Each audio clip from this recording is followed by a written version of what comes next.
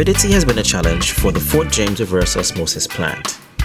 On today's episode of What's Happening, learn how an ultrafiltration system helps the team overcome that challenge. The reason to install ultrafiltration is when the seawater condition gets very turbid.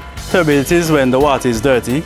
A lot of suspended particles in the water like sand, any kind of debris in the water. Okay, ultrafiltration is a plant that filters out large and small particles.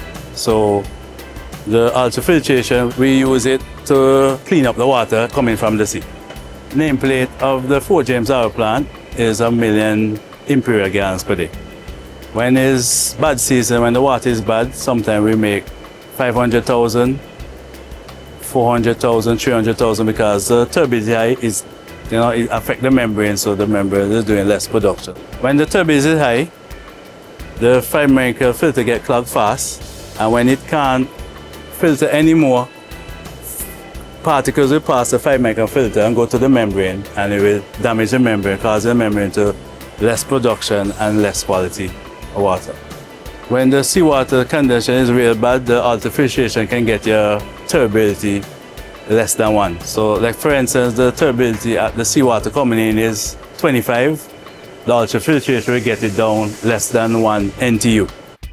After the water comes from the seawater, it filters through these multimedia filter, and after the multimedia filter, then you go to the ultrafiltration.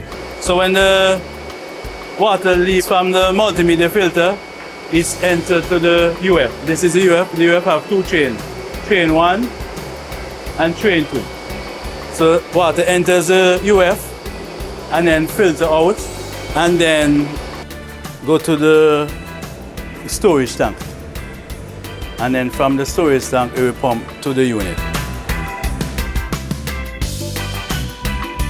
This is the pump room and the chemical room for the UF. These are the booster pump that pump from the UF tank to the plant.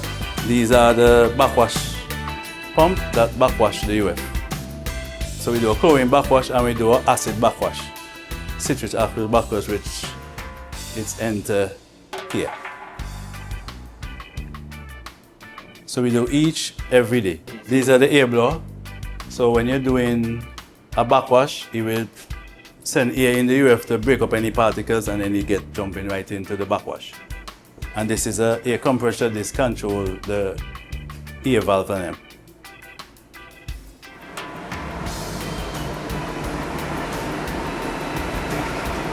So this is a control room that controls the UF system, the ultrafiltration system. This is where we control the UF from. This is where we started from. Start, stop, everything is automated.